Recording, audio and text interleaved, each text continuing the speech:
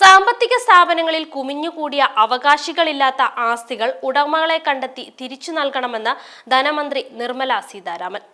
ബാങ്കുകൾ, ഇൻഷുറൻസ് കമ്പനികൾ, മ്യൂച്വൽ ഫണ്ടുകൾ, പെൻഷൻ അക്കൗണ്ടുകൾ എന്നിവയിലെ പണം തിരിച്ച് നൽകാൻ ധനകാര്യ നിയന്ത്രണ ഏജൻസികളോട് മന്ത്രി ആവശ്യപ്പെട്ടു.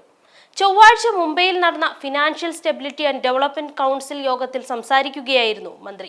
ഒന്നിലധികം ഏജൻസികൾ ഉൾപ്പെടുന്ന ജില്ലാതല ഔട്ട്റീച്ച് ക്യാമ്പുകൾ പദ്ധതിയിൽ ഉൾപ്പെടുന്നു. സാമ്പത്തിക സ്ഥിരത വികസന കൗൺസിൽ യോഗത്തിൽ RBI, SEBI, MCA, PFRDA, IRDA തുടങ്ങിയ നിയന്ത്രണ ഏജൻസികളോടാണ് മന്ത്രി കാര്യങ്ങൾ അവതരിപ്പിച്ചത്.